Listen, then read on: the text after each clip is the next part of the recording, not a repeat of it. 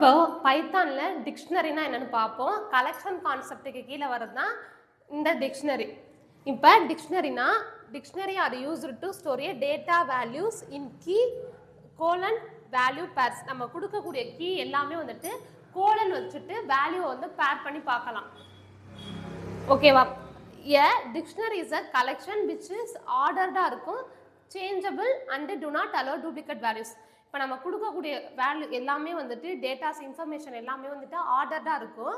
அதை வந்து நம்ம சேஞ்சும் பண்ணிக்கலாம். ஃப்யூச்சரில் நம்மளுக்கு ஏதாச்சும் அப்டேஷன் வேணுது அப்படின்னா நம்ம அதை சேஞ்சும் பண்ணிக்கலாம். அப்புறம் வந்துட்டு இதில் டூப்ளிகேட் வேல்யூஸ் வந்துட்டு டு நாட் அலோ பண்ணவே பண்ணாது எப்போதுமே. இப்போ இதை எப்படி கிரியேட் பண்ணி நம்மளோட டிக்ஷனரியை பிரிண்ட் பண்ணுறதுங்கிறத பார்க்கலாம்.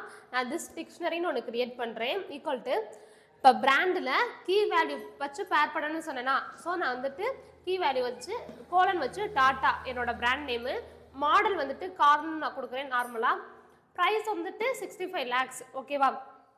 இந்த மாதிரி நான் டிக்ஷனரி கிரியேட் பண்ணிவிட்டு பிரிண்டில் திஸ் டிக்ஷனரி நான் கால் பண்ணும்போது எனக்கு ஆர்டர்டாக அவுட்புட்டில் ஷோவாகும். எப்படி ஷோவாகும் அப்படின்னா பிராண்ட் என்ன, மாடல் என்ன, ப்ரைஸ் என்னங்கிறது லைன் பை லைனாக ஷோவாகும்.